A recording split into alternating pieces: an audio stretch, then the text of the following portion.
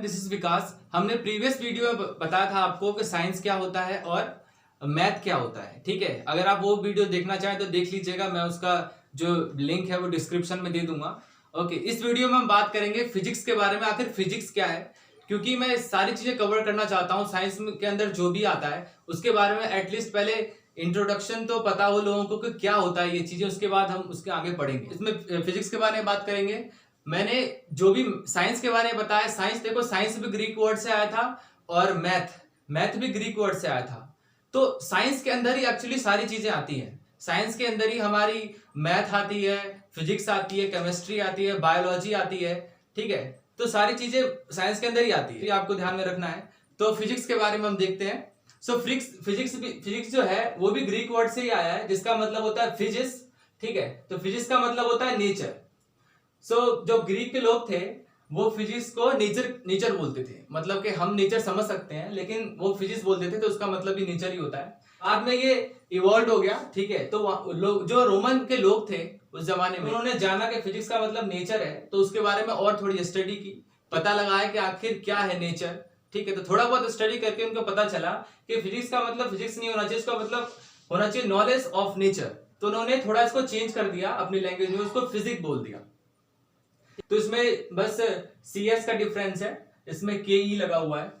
ठीक है, तो अब देखते हैं। अच्छा, ये फिजिक्स हेल्प क्या करता है? ये फिजिक्स हमारी हेल्प करता है, जो भी हमारे नेचर में जितनी भी फिजिकल चीजें हैं, फिजिकल सिस्टम है, वो जब आपस में इंटरेक्ट करती हैं, कैसे कर रही है इंटरेक्ट, उसका कॉन्सिक्वेंस क्या है और क्यों कर रही है, तो बहुत सारी चीजें जो हमारे फिजिकल सिस्टम में है उसके बारे में हमें बताती है।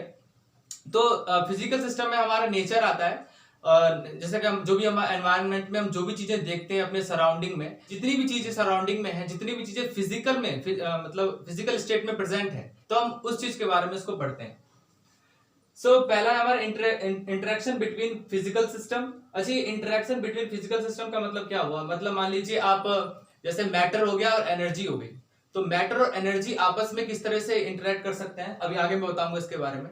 इसके बाद मान लीजिए जैसे कि हमारा वाटर हो गया, वाटर में जब हम इसमें आग लगाते हैं नीचे से, वाटर बॉयल होता है। ठीक है, तो दो चीज हमारी, दो फिजिकल सिस्टम है इसके, एक तो वाटर हो गया और एक हमारा फायर हो गया।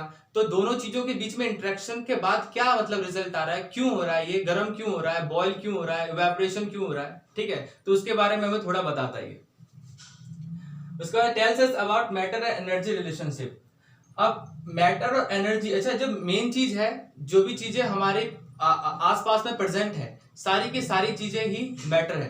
ठीक है, ये आपको ध्यान रखना है। मैटर जो है उसमें क्या होता है, उसमें होता है हमारा मास, जो स्पेस को ऑक्यूपाई करता है, वो इनर्शिया मोड में होता है। इनर्शिया मतलब स्टेट मोड में होता है हमारा मास, जो हमारा जगह जो है ऑक्यूपाई करता है। ठीक है, तो ये आपको ध्यान रखना है। उसके बाद है, अच्छा, एनर्जी में क्या आएगा हमारा? एनर्जी में आ सकता है जैसे कि हमारा इलेक्ट्रिसिटी के बाद आ सकता है हमारा हीट, जिसको आप पढ़ेंगे काइनेटिक एनर्जी, जो हम हैंड को रब करते हैं। कोई भी चीज अगर फिजिकल स्टेट में है और हमारा कहते हैं स्टैटिक है, ठीक है, तो उसमें हम काइनेटिक एनर्जी प्रोड्यूस करके उसके जो स्टेट को हम चेंज कर सकते हैं। तो ये चीज बताई गई है। तो एनर्जी में बहुत सारी चीजें आती है, लाइट भी आती है, फायर भी आता है, और क्या कहते हैं, हीट भी आता है, और भी बहुत सारी चीजें आती है, वो बाद में हम इसको डिस्क्राइब करेंगे। इसके बाद है मेन गोल ऑफ फिजिक्स। तो आखिर फिजिक्स करता क्या है, आखिर इसका एम क्या है, क्या कन्वे करना है आपको, क्या समझाना है आपको, ये समझेंगे। ठीक है, तो जो भी चीजें यूनिवर्स में हो रही है, फिजिकल स्टेट में जो भी चीजें यूनिवर्स में हो रही है, उसके बारे में हमें ये बताता है, उसके बारे में हमें जानकारी देता है। जैसे कि हमारा फिजिकल फिनोमेना हो गया, जैसे वेदर, फॉग, थंडर और डिकम्पोजिशन, सबके बारे में आपको पता ही होगा। डिकम्पोजिशन का मतलब होता है कि कोई भी चीज, अगर मान लीजिए कि आपने जो भी चीज मतलब खराब हो जाए, तो उसका डिकम्पोजिशन हो जाता है। जैसे आप इसे सब्जी ले लीजिए, सब्जी, कोई भी चीज आपने सब्जी घर में रख रखी है, बनाने के लिए आपने लाया था, ठीक है, आपने उसको बनाया नहीं क्योंकि वो खराब हो गई थी, तो आपने उसको फेंक दिया। हाँ भी आपने उसको फेंका है, तो वहां पे क्या होगा कि वो चीज डिकम्पोज हो जाएगी, सड़ने लगेगी, तो वहां से वो डिकम्पोज हो जाएगा। अच्छा, डिकम्पोज होना अच्छा होता है, थोड़ा आप पढ़ेंगे बाद में कि कोई चीज डिकम्पोज हो जाता है तो एनवायरनमेंट के लिए अच्छा होता है। क्योंकि मान लीजिए जैसे कोई फार्मर खेती करता है, तो फार्मिंग में क्या होता है, जहां भी वो खेती करता है तो वो खाद वाद डालता है। तो खाद क्या होता है, खाद कोई भी कुछ नहीं, बस जो भी चीजें डिकम्पोज हो जाती है, खाने पीने की चीजें नॉर्मली वो लाता है अपने घर से, जो भी चीजें डिकम्पोज हो देखता है कि खराब हो जाएगा तो उसको अपने खेत में डाल देता है। तो वो चीज भी हमारे जो एग्रीकल्चर है उसको फायदा देती है। उसके बाद है, इसके मैटर को मैंने थोड़ा और बताया था, ऑलरेडी बता दिया, which has inertia and occupies space. अच्छा, ये फॉर्मूला बहुत इंपॉर्टेंट है, ये फॉर्मूला बहुत इंपॉर्टेंट है क्योंकि मैंने अभी अभी यहाँ पे डेफिनेशन बताई है कि मैटर और एनर्जी का रिलेशनशिप। तो मैटर और एनर्जी का रिलेशनशिप ही बताता है ये, जिसमें से हमारा E हो जाएगा एनर्जी, M हो जाएगा मास और C हो जाएगा हमारा स्पीड ऑफ लाइट। तो अब इसमें देखिए सिर्फ इतना ही नहीं होगा, इसको हम चेंज भी कर सकते हैं। मान लीजिए हमें लाइट निकालना है कि लाइट की स्पीड कितनी है किसी भी चीज के लिए, तो हम क्या करेंगे, इसको डिवाइड कर देंगे किससे, मास से। उस एनर्जी को डिवाइड कर देंगे मास से, तो हमारा स्पीड ऑफ लाइट निकल जाएगा। अगर हमें पता करना हो कि जो मास है वो कितना एनर्जी प्रोड्यूस कर रहा है कितने स्पीड ऑफ लाइट में, तो हम इसको मल्टीप्लाई कर देंगे। मान लीजिए आप कोई चीज फेंक रहे हैं, यहां से अगर कोई चीज फेंक रहे हैं तो उस चीज में स्पीड होगी, कितनी स्पीड होगी, तो वो डिपेंड करेगा कितनी स्पीड होगी उसके मास पे। क्योंकि अगर हल्की होगी तो ज्यादा दूर नहीं जाएगी, भारी होगी तो ज्यादा दूर जाएगी, और जो चीज जितनी दूर जाएगी उतनी ज्यादा एनर्जी प्रोड्यूस करेगी। जो चीज दूर नहीं जा पाएगी वहीं पे गिर जाएगी, वो क्या एनर्जी प्रोड्यूस करेगी। अच्छा ठीक है, तो ये सारी चीजें हैं। अच्छा, इसका फॉर्मूला मान लीजिए आपको लाइट का निकालना है, तो बाद में ये इसका फॉर्मूला हो जाता है,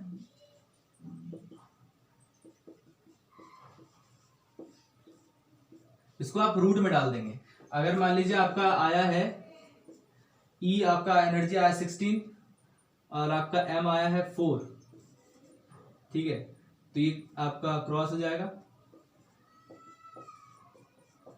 और आंसर हमारा आएगा प्लस माइनस का 2। फिजिक्स का मैंने ब्रीफ इंट्रोडक्शन दिया था, और थोड़ा फिजिक्स के बारे में समझते हैं।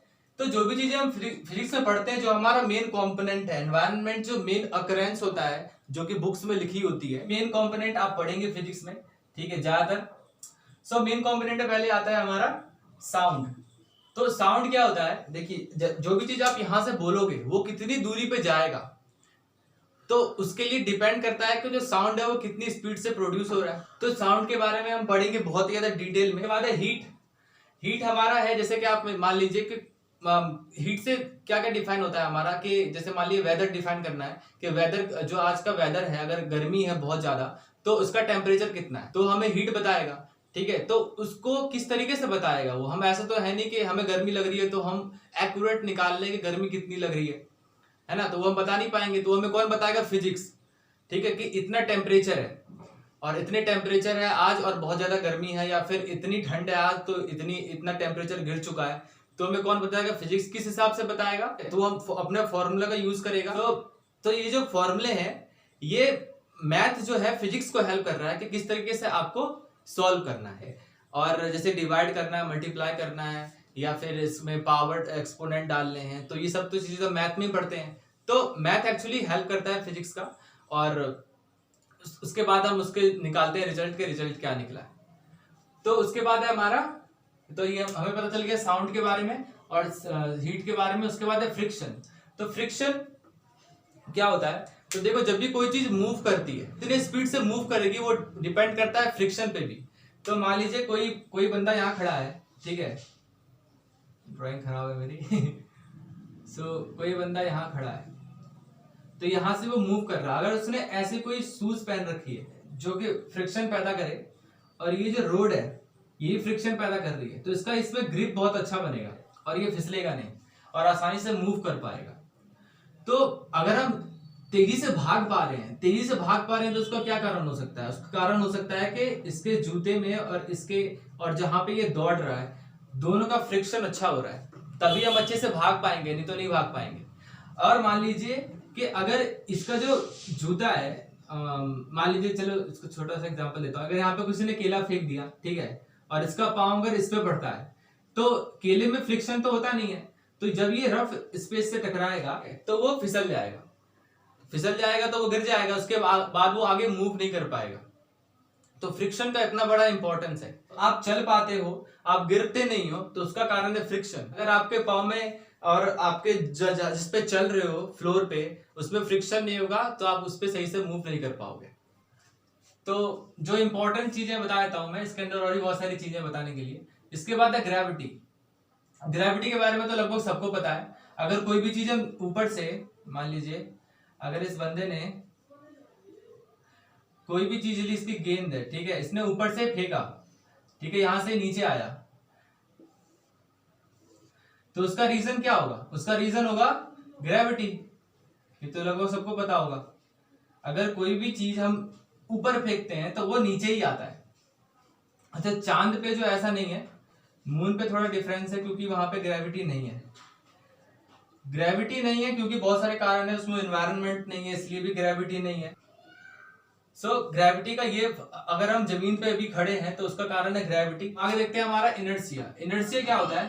सिंपल चीज है, जैसे कि मान लीजिए कोई बंदा कहीं पे बैठा हुआ है, तो अब बैठने का कैसे बनाऊं? चलो मैं ऐसे लिख देता हूं, ठीक है। तो ये बैठा हुआ है सिटिंग पोजीशन में, ये बैठा हुआ है इतने से प्लेस में, ये बैठा हुआ है, ठीक है, और ये मूव नहीं कर रहा है। लेकिन मान लीजिए अगर कोई कार है, ठीक है, कोई कार है, ड्राइंग थोड़ी खराब हो गई, कोई बात नहीं, ठीक है। अगर कोई कार है, अगर इसमें कोई बंदा अगर हमारा बैठा हुआ है, ठीक है, इसमें कोई बंदा बैठा हुआ है और यहां से कोई चीज मूव कर रही है, मतलब कि यहां से अगर ये कार मूव कर रही है स्पीड में, और ये अभी जब कार में बैठा होगा तो किस पोजीशन में होगा? ये इनर्शिया पोजीशन में होगा, राइट। अगर कार में कोई बंदा बैठा है, भले ही वो चला रहा हो, उससे मतलब नहीं है। अगर कार चल रही है, जब वो बैठा था तब भी इनर्शिया पोजीशन में था, और जब कार चल रही है तब भी वो इनर्शिया पोजीशन में है। लेकिन अचानक से उसने ब्रेक मार दिया तो क्या हो जाएगा? उसका इनर्शिया पोजीशन डिस्टर्ब हो जाएगा और वो उसके अपोजिट डायरेक्शन में मूव करेगा, मतलब अपोजिट डायरेक्शन में वो हिलेगा। तो इसका फायदा क्या हुआ? इसके जाने से क्या मतलब हुआ? इसके जाने से ये मतलब हुआ, जैसे कोई कार ड्राइव करता है तो बोलते नहीं जो पुलिस वाले के सीट बेल्ट लगा लो, सीट बेल्ट लगा दो। सीट बेल्ट कैसे पता चला मैं सीट बेल्ट लगाना है? तो फिजिक्स की हेल्प ली हमने, है ना। तो इस तरीके से इनर्शिया मतलब मदद करता है हमारी चीजों को समझने में। उसके बाद है मैग्नेटिज्म। मैग्नेटिज्म भी बहुत हेल्प करता है हमारी। जैसे मान लीजिए जो भी आप, कंपास भी हमारी हेल्प करता है, तो वो क्यों हेल्प करता है? वो भी मैग्नेट की मदद लेता है। तो मैग्नेट की मदद कैसे लेता है? लेकिन वो नॉर्थ और साउथ पोल की मदद लेता है। जैसे मान लीजिए हमारा अर्थ है, तो हमारा नॉर्थ पोल हो गया और ये हमारा साउथ पोल हो गया। नॉर्थ और साउथ की मदद लेता है, ठीक है। अगर ये कंपास हमने, मान लीजिए आप यहाँ पे खड़े हैं, यहाँ पे आपका कंपास अगर है, तो आपको मान लीजिए नॉर्थ साइड में जाना है, तो कंपास क्या बताएगा हमें? कंपास बताएगा कि जो इस साइड में हमारा नॉर्थ है। अगर यहाँ पे खड़े हैं तो बताएगा इस साइड में हमारा नॉर्थ है। अगर आपको साउथ में जाना है तो आपको यहाँ बताएगा ये है साउथ। तो इस तरीके से हमारी हेल्प करता है। ओके, मैग्नेटिज्म समझ में आ गया। जो मेन चीजें हम डेली लाइफ में करते हैं वही चीजें मैं बता रहा हूँ। ओके, उसके बाद हमारा फोर्स हो गया। तो फोर्स देखिए क्या कैसे होता है। जैसे मान लीजिए आप कोई डोर है, आप पुल करते हो, तो कोई भी चीज आप पुल करते हो तो एक्चुअली आप फोर्स लगा रहे हो उसमें। अब कितना आपको पुल करना है वो डिपेंड करता है आप किस चीज को किस चीज को खींच रहे हो, कितना वेट है उस दरवाजे में, उस डोर में कितना वेट है, ठीक है, उस पर डिपेंड करता है, आपके एनर्जी पे भी डिपेंड करता है। तो फोर्स हमारे किस तरीके से हेल्प करता है, कोई भी चीज मूव कितने एनर्जी में करेगी। अगर कोई भी चीज स्टिल रखी हुई है, उसको आपको मूव करना है, तो आपको कितना फोर्स लगाना पड़ेगा उस चीज को मूव करने में। तो इस चीज में हमारी फोर्स हेल्प करेगा ना, कि मतलब इतना फोर्स आप यूज करोगे तो इतने फोर्स में जो भी चीज आप हिलाना चाहते हैं वो हिल जाएगी, या वहां से उठ जाएगी, या वहां से चली जाएगी। तो उससे क्या फायदा होगा हमारा? उससे हमारा एनर्जी भी बच जाएगा। अगर मान लीजिए कोई बड़ी चीज हमें हिलानी है, जैसे मान लीजिए आपको कोई बाल्टी जो है, बाल्टी में पानी भरा है, आपको उसको उठाना है, तो अगर वो हल्की बाल्टी होगी आप तो उठा लोगे, अगर भारी बाल्टी होगी तो उसका आप उठा नहीं पाओगे। तो आप बोलोगे सर बुलडोजर मंगाए, तो बुलडोजर मंगाने की जरूरत नहीं है, बुलडोजर भी मंगाया जाता है। डिपेंड करता है कि कितने चीज उठानी है। अगर आपकी बस की नहीं तो आप नहीं उठा पाएंगे। तो ये चीज कौन बता पा रहा है? तो डायरेक्टली इनडायरेक्टली फिजिक्स बता पा रही है कि नहीं, कि इतनी भारी चीजें आपकी बस की नहीं है, आप नहीं उठा पाएंगे। कौन उठा पाएगा ये भी बता देगा, क्योंकि हमारे पास बहुत सारे टेक्नोलॉजी आजकल अवेलेबल हैं जो हेल्प करता है कोई भी चीज को उठाने में। ठीक है, अगर छोटी चीज होती है तो उसके लिए थोड़ा भारी होती है तो क्रेन उठा लेता है, ठीक है, और उससे भी भारी होती है तो उसके लिए और बड़ा क्रेन आता है, तो उसी तरीके से हेल्प करता है हमारी। उसके बाद हमारा इलेक्ट्रिसिटी। तो इलेक्ट्रिसिटी जो है ये भी बहुत इंपॉर्टेंट है हमारे लिए। तो इलेक्ट्रिसिटी आपने देखा होगा जैसे कि बादल लगे हुए होते हैं, बादल लगने से पहले थंडरिंग होती है, बादल गरजता है तो वो भी इलेक्ट्रिसिटी प्रोड्यूस करता है। तो आपने देखा होगा कि कोई कहता है कि बादल जो है वो किसी पे गिर गया है, एक्चुअली वो बादल नहीं गिरता है, वो इलेक्ट्रिसिटी गिरती है उस पे। लोगों का ऐसा मानना है कि मतलब बादल गिर गया उस पे, या फिर बिजली का झटका, उसको बोलते हैं बिजली का झटका लगना। तो जो थंडरिंग होती है किसी के ऊपर हो जाती है, मतलब उसके एक्चुअली वो बिजली गिरती है उस पे, बादल नहीं गिरता कभी। ओके, सो और इलेक्ट्रिसिटी कैसे हेल्प करती है? इलेक्ट्रिसिटी हमारी हेल्प कर रही है, जैसे अभी देखिए लाइटिंग जो है, जो भी लाइट हमारी जल रही है तो उसमें इलेक्ट्रिसिटी है तभी तो वो जल रही है, और नहीं इलेक्ट्रिसिटी तो नहीं जलती। ठीक है, और इलेक्ट्रिसिटी से सिर्फ लाइट ही नहीं जल रही है, इलेक्ट्रिसिटी से हमारा पंखा चल रहा है, फैन, रेफ्रिजरेटर चल रहा है, और जितनी भी चीजें, जैसे हमारा मोबाइल भी इलेक्ट्रिसिटी से चलता है, उसको चार्ज करते हैं तो उसके लिए भी इलेक्ट्रिसिटी चाहिए। तो इलेक्ट्रिसिटी बहुत ज्यादा इंपॉर्टेंट है हमारे लिए। और तो हम इसमें क्या पढ़ेंगे? सिर्फ यही पढ़ेंगे कि इलेक्ट्रिसिटी इंपॉर्टेंट है? नहीं, आपको बहुत सारी चीजें पढ़ाई जाएगी। पहली चीजें पढ़ाई जाएगी, अगर आप मान लीजिए कि कोई मल्टीपल चीजें लगाना चाहते हैं घर में, जो सबके सब इलेक्ट्रिसिटी से चलती है, तो कैसी चलेगी वो इलेक्ट्रिसिटी से? ऐसा तो है नहीं आप यहाँ भी तार लगा दिए, उधर भी तार लगा दिए, उधर भी तार लगा दिए, 10 जगह तार अपने मन से आप नहीं लगा सकते। तो प्रॉपर उसको किस तरह से फैसिलिटेट करना है, किस तरह से वो इजी हो जाएगा, किस तरह से हमारा काम कम हो जाएगा और वो लॉन्ग टर्म तक चलेगा। मतलब उसका जो वोल्ट कितना लगेगा उसमें तो आपके फ्यूज ना करे, ज्यादा वोल्ट होगा तो फ्यूज हो जाएगा, और कम वोल्ट होगा तो जलेगा नहीं, चलेगा नहीं। तो इसीलिए वो हमारा मतलब कि इलेक्ट्रिसिटी में हम ये पढ़ते हैं, इसलिए हम ये चैप्टर पढ़ते हैं। उसके बाद है हमारा लाइट। सो लाइट भी बहुत इंपॉर्टेंट है हमारे लिए।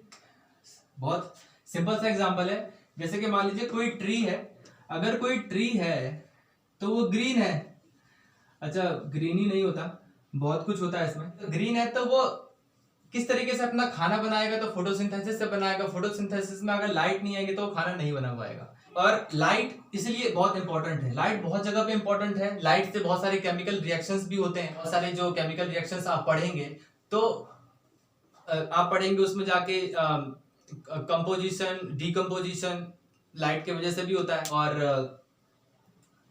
और बहुत सारे रिएक्शंस हैं, कोई भी मॉलिक्यूल है, मॉलिक्यूल सेपरेट हो जाता है, वो एटम्स में कन्वर्ट हो जाता है, तो वो लाइट के कारण भी होता है। बहुत सारी चीजों के कारण होता है, वो हीट के कारण भी हो सकता है, मैं नहीं कह रहा हूँ कि सिर्फ लाइट के कारण होता है। तो कोई भी सब्सटेंस अगर सेपरेट होता है तो उसके बहुत सारे रीजन हो सकते हैं, जिसमें से मेन रीजन है हमारा हीट, और सेकेंड रीजन है हमारा, कहाँ गया भैया, लाइट और इलेक्ट्रिसिटी। ये तीन चीजों से हम किसी भी चीज को बनाते हैं, किसी भी मतलब कि हम कंपाउंड को बना भी सकते हैं और उसको हम तोड़ भी सकते हैं। अच्छा, ये भी बहुत इंपॉर्टेंट है कि ये आखिर बनता कैसे है। देखो, कोई भी चीज अगर रिएक्ट कर रहा है, कोई भी चीज अगर आपस में रिएक्ट कर रहा है तो उन दोनों चीजों में कमी है। सिंपल चीजें हैं, कोई मतलब लोग पूछते हैं कि आखिर आपस में चीजें रिएक्ट कैसे करती है। ठीक है, तो रिएक्ट करने का कारण यही है कि वो दोनों एक दूसरे में लैकिंग है कुछ ना कुछ। मतलब मान लो कि इसको नींद नहीं आ रही है, उसको बहुत ज्यादा नींद आ रही है, अगर दोनों को ही नींद आ रही है तो वो रिएक्ट नहीं कर सकता। जब भी दो हम रिएक्टेंट्स को आपस में रिएक्ट करवाते हैं तो वो हमेशा यूनिक मतलब के प्रोडक्ट बनाते हैं, ये आपको याद रखना है। कोई भी हम रिएक्टेंट्स को आपस में जब हम रिएक्शन करवाते हैं तो वो यूनिक प्रोडक्ट बनाते हैं, तभी हम उसको आपस में रिएक्शन करवाएंगे। तो क्या फायदा अगर हम सेम सब्सटेंस को, जिसके पास मतलब कि सेम चीजें हैं, फिर भी हम उसको रिएक्ट करवा रहे हैं, तो वो रिएक्ट नहीं होगा। उसके बाद है हमारा एटम। सो एटम भी मैंने किसी ना किसी वजह से बता ही दिया है। एटम जो है हर जगह है, हर जगह जहां भी आप जाओ, अपने आपके बॉडी से लेके आपका एक जो, अच्छा इसमें लाखों मतलब मान लीजिए आपका बॉडी है, ठीक है, इसमें लाखों होंगे, लाखों एटम होंगे, लाखों। तो जो स्मॉलेस्ट पार्टिकल है, ठीक है, कह सकते हो कि हमारा हम जो भी देखते हैं या जो भी नहीं है या जो भी है सब एटम से मिलकर बना है। सारी की सारी चीजें एटम से मिलकर बनी है। तो स्मॉलेस्ट पार्टिकल है जो वो हमारा एटम कहलाता है। उसमें भी इलेक्ट्रॉन, प्रोटॉन, न्यूट्रॉन होते हैं, ठीक है। उसके बारे में भी अब आगे पढ़ेंगे। तो यहीं पे हमारा एंड होता है। नेक्स्ट वीडियो में हम आपको आगे देखते हैं क्या बताना है, क्योंकि अभी तो मैंने मैथ कवर कर दिया, साइंस कवर कर दिया और फिजिक्स कवर कर दिया। सो नेक्स्ट वीडियो में मिलते हैं आपसे।